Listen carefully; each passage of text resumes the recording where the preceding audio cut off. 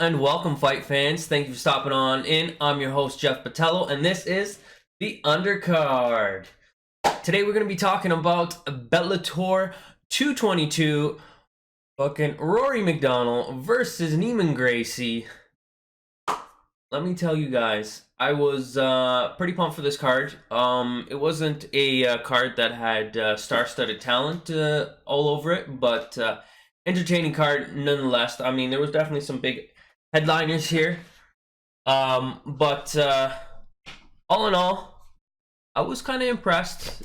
The one fight that did not impress me, though, however, is the first fight that we're gonna get talking into. It's the Kyoji Horiguchi versus Darren Caldwell fight. I was very excited for this fight. I'm very excited by the outcome of this fight. However, this fight itself was kind of a boring fight. I'm not gonna lie. It was a classic wrestler just going to hold his opponent to the ground and hope that control is going to win the fight. And I'm glad to see that a judging commission such as the one that was in New York that day was. I think they did the right thing. You know, you got to award the win to a fighter who was actually pushing the pace, and that's what Kiori ended up doing. He was the aggressor in the fight. Not so much during the first round. The first round, Caldwell had shown that he was a superior fighter, superior wrestler. He was able to control Horiguchi. He won the first round very effectively, but after the first round, he looked tired and gassed. To be honest with you, he did not look like he was in the best of shape. Darren Caldwell is a really big bantamweight champion, right? Very, very tall man. Looks like he could go up a weight class. I think him cutting down to bantam is too much of a weight cut. You can definitely see the strain. I mean, after round one, like I says, he was just gassed. It was not a good performance by Caldwell, and I'm pretty sure Caldwell will tell you too that he was not too impressed by the tape after he's got a moment to let it all sit in, resonate, and watch that fight. I think he'd be the first one to tell you that that wasn't the best version of himself, and hopefully we're going to see a third match against these two. Kyoji was able to win the next two rounds pretty much, and it was just a drawn out fight, you know, as much as Caldwell was trying to hold him to the ground, and that's all he really ended up doing was just hold him to the ground. Kiori was at least fighting off of his back for the most part, right? And Kiori showed that he was definitely no slouch. Anytime that Caldwell would start to take him down, Kyoji would back up enough so that he could place his back up onto the cage so that he could wall walk up. Let me see what other pointers and notes I wrote down here. Yeah, just like I says, it wasn't the most exciting fight. Unfortunately, they kind of rustled back and forth for position, but after the first round, it just got to be a very boring fight. You know, I'd like to see that wrestlers are not getting the opportunity of just winning a fight by just completely holding your opponent and not making anything happen. I realize that wrestling is very big component to MMA, but at the same time, too, wrestling also makes MMA quite boring sometimes, unfortunately, for whatever reason. You know, when you are the superior and you've got ground control, you need to be able to do something with that ground control, or in my opinion, what ground control do you have? Gotta finish fights, right? Gotta make them exciting, or people don't want to see you. And I'm gonna be honest. I know that they're one apiece now in this fight, but I don't even really want to see a third. I know I had mentioned that, you know, they could probably do a third, and I'd like to see it. But now that I'm sitting here and thinking about it, I don't think a third fight would be that impressive. I've already seen what we've had to see out of Caldwell. Like I says, I think he's got issues, right? He needs to move up a weight class. He's too tall to be a bantamweight. He's too big to be a bantamweight. He needs to move up to lightweight. and see what kind of damage you can do there. Guys, I forgot. On a side note, the cool thing about that Caldwell and Horiguchi fight, it has some very big complications that I forgot to mention. It completely slipped my mind, and that was the one thing that I really wanted to talk to you about the fight, was the fact that there is now a cross-promotional fucking champion for the first time in MMA history. We've got fucking Kiyoshi Horiguchi as the fucking bantamweight champion in fucking Bellator and in Ryzen, folks. I can't tell you how fucking excited I am to have this happen. This is going to turn the MMA world on its fucking head. Could we possibly see some fucking cross-title promotion defenses from fucking Bellator and the UFC? Highly unlikely. Most likely not. But would be fucking pretty cool. I mean, boxing does it, right? So, I mean, it's generally the people really want to know exactly, right? You know, who really is the best bantamweight champion in the world? Who really is the best lightweight champion in the world? People want to know these things, you know? And when you've got guys that are just sitting on fucking titles, right? You know, you might as well book some big events and make these things happen, right? We've always wondered, you know, who's the better, right? But, you know, it's nice to see that these things are happening while these fighters are still kind of like youngish, you know what I mean, in their prime still, you know, and not over the hill, right? It really makes things exciting for MMA fan purists such as myself, you know what I mean, and just even your layman's fan, right? You know, if you're gonna get more eyes onto this sport in general, you really need to start promoting each other's shit, really, you know what I mean? Like, as much as, you know, everybody wants all eyes on the UFC and this and that, a lot of people are sleeping on fucking the things that Bellator and Ryzen are doing, and I'm gonna be honest, they have got a lot of exciting things going on, and I'm pumped for more stuff from them in the future. I'm really am looking forward to seeing the possibilities of MMA for the future, guys. I'm stoked. This is like a historical fucking night. It was just absolutely top notch. All right, this next fight ended with a devastating KO.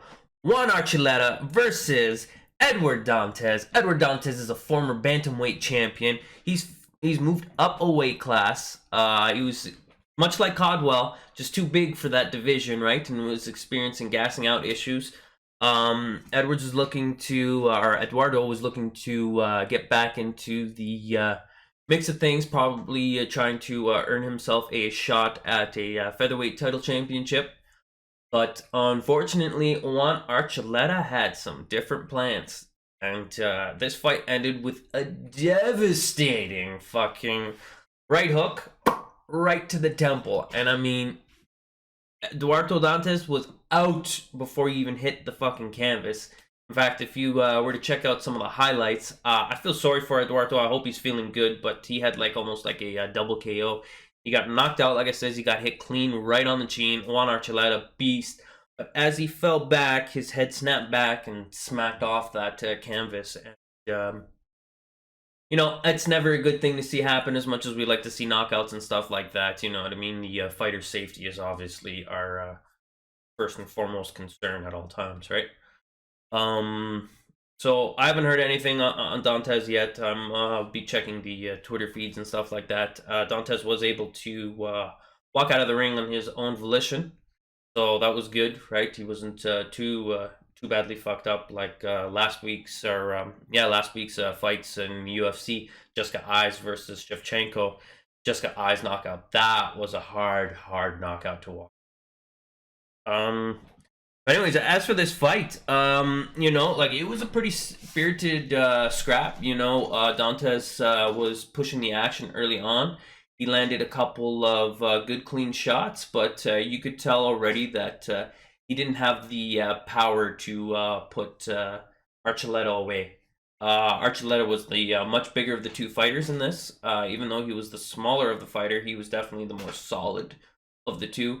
You could pretty much take the shots that Dantes was dishing out to him. I know Dantes had to hit him with a nice clean left cross and a right cross, or sorry, right cross, and connected very well, and probably would have dropped most people. But Archuleta is just a beast. Spain's own fucking.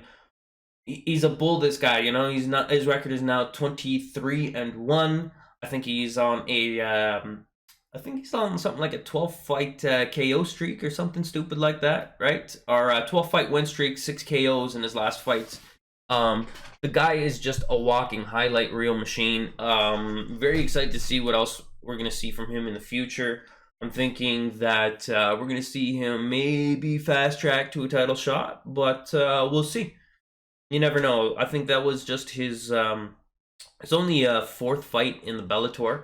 And right now he's 4-0 in Bellator, and he's already had now he's had 5 fights in 10 months, folks. So this dude is a beast. He's a fucking workhorse, rising star, one to keep an eye out for sure. Next, we had a fight between 2 young gentlemen. The name is Ricky Boharas versus Patrick Mix. This was a pretty quick tilt. I ain't gonna lie. It ended with a rear naked choke. Patrick Mix. Don't sleep on this dude. This dude has got a bright future. He showed that he's got a niche, and he'll fucking sink those fucking hooks in, and he will fucking rear naked choke you. I think that's his pretty much go-to move so far. He's fucking gotten, I think he's got like 6 submissions in his early MMA career. And just a young kid, right? He's going to start putting more things together, hopefully, and we'll see exactly what this guy could do. His opponent that night was Ricky Barajas, who in his own right is a he went to 3 full rounds with Archuleta, right? And Archuleta is a big fucking a big heavy hitter, right? So it was impressive to see that that Mix was able to go and dispatch this guy so quick, and it was amazing. They came in for a clinch. They exchanged shots first. They clinched, and then right away Barajas tried to spin out of that clinch, and Mix just got a hold of his leg, sunk in that hook, jumped up, took the body, locked in the body triangle choke, and slowly went to work. I think Ricky's biggest mistake in that fight was that at one point in the fight, Patrick, while he was on his back, Ricky was like bent over, and I think instead of just kind of like just waiting there, trying to struggle out of the submission and trying to free yourself and expending all that energy, I mean, you know, you got to recognize that you're in trouble and that something extreme needs to happen. And at that point, you know, I know it's not like the most chivalrous thing to do, but at the same time too, you're fighting for your life, you're fighting for your career, right? So what I like to do when a cocksucker's on my back like that and he's up high, right, I like to ram his fucking head right into the fucking mat.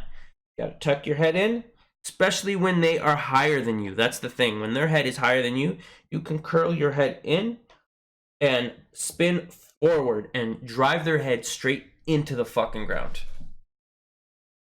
It's dirty, not fucking frowned upon, but it's not an illegal move. So, I mean, for every action, there is a reaction. But even then too, right? Like, if you don't, the problem with that technique too is if you don't hit a guy off you with that, you're pretty much done for, because at that point you've opened yourself up and he'll just fucking get right underneath you. So, like I said, I mean, like, you have to recognize and then go for that extreme move at the end, right? Now, I'm gonna be honest, I was a little bit confused by the order of the fights in this card, right? Because it seemed like we started with a championship fight, then we moved on to like pretty high competition, in my opinion, with Archuleta and Edwards, and then we started to kind of peter off into like guys that are just kind of like cutting their teeth in this business, which to me kind of confused me. But that's how they want to run their show. I'm not one to I don't run a show, so well I just run the undercard. So I've got no really say on how things should be done. But it was probably also something to do with the timing of Kyoji, you know, being Asian. Probably wanted that fight a little bit earlier, wouldn't fuck up his schedule too much, you know.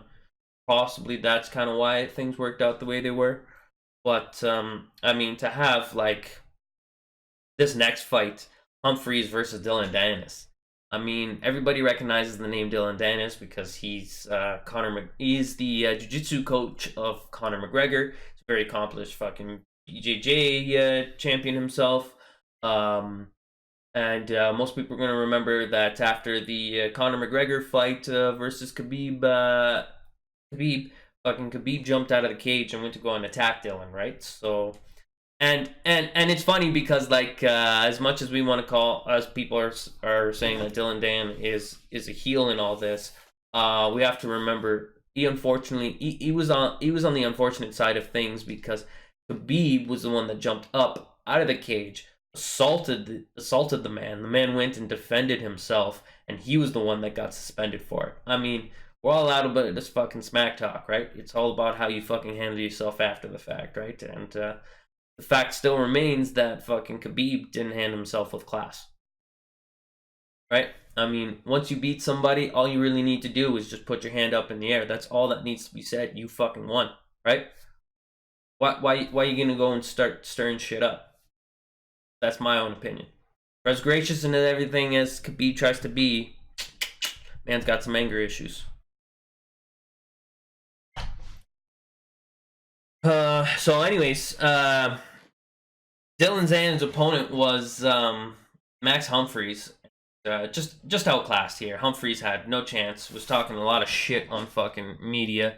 I think Dylan Dylan was playing with his opponent for the most part. Fucking was able to take him to the ground easily. You could see that Dylan wasn't even looking to finish the fight off right away because he had him in a bad position. He could have fucking armbarred him at will. He decided to take the back, mount the back, fucking started laying in shots. He was trying to pick him apart a little bit, but you know, Humphreys was unable to do anything. Humphreys just looked like a fish out of water at that point.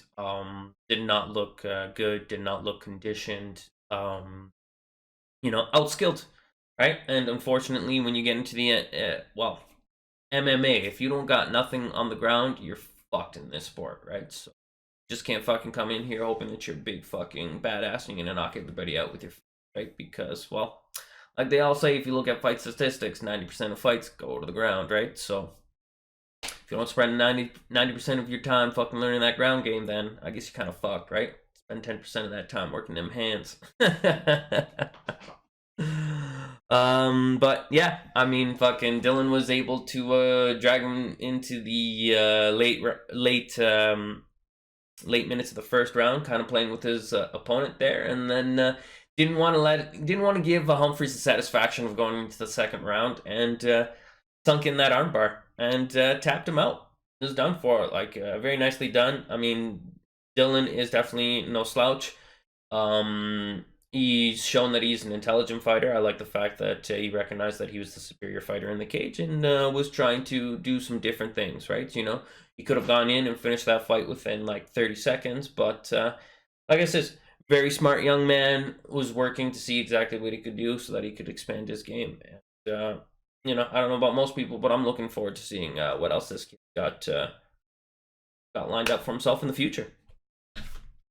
All right, and last but not least, we have got Rory McDonald versus Gracie, Eamon Gracie, and let me tell you, it was nice to see a Gracie that is not looking to always go and take it down to the ground. I give all the props out to Eamon. He came out there to box and he was looking to knock out Rory. Unfortunately, Rory McDonald is just a fucking badass, folks. The guy is a legend in the sport. Fucking, he's been doing this since he was a really young kid. Neiman Gracie was just unable to submit, and unfortunately, fortunately, he's just got to add a couple more skill sets to his tools there, and I think Gracie can be one hell of a fighter in the future. Um, like I says, the Gracie came out to start throwing a couple of shots. He was actually throwing some leg kicks after the first round there. There was a moment where we got a chance to go and sit with the Rory down in his corner, and Rory was clearly bothered by the leg kicks. He had taken 3 nasty leg kicks, and he actually didn't even bother to really check those. He ended up taking the full brunt shot, and I know his leg was still bothering him from his previous fight with Finch there. So he had taken a little bit of damage early on, but Rory is a fucking superstar. He was able to weather that storm. He was able to, work Gracie over. He had the better hands. He managed to take each other down. Nobody was able to submit each other. Anytime Gracie tried to go and lop a submission onto Rory, Rory was able to get out.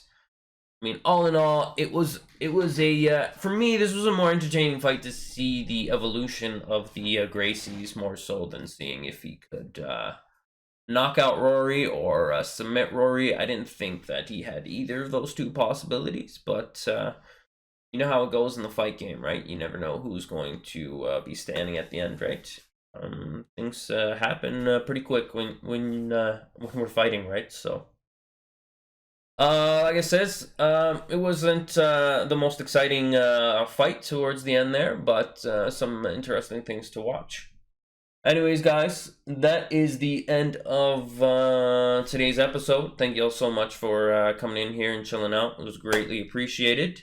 And looking forward to dropping some more of these.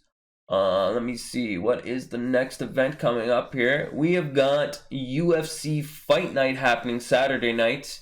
Yeah, so that's what we're gonna do. We're gonna be watching a little bit of that. I think we got a little bit of boxing coming up as well, and I think there is Bellator going on as well. So next week's episode is gonna have lots to chat on, lots to talk. So looking forward to seeing y'all then, and yeah, thanks so much for stopping by. Peace.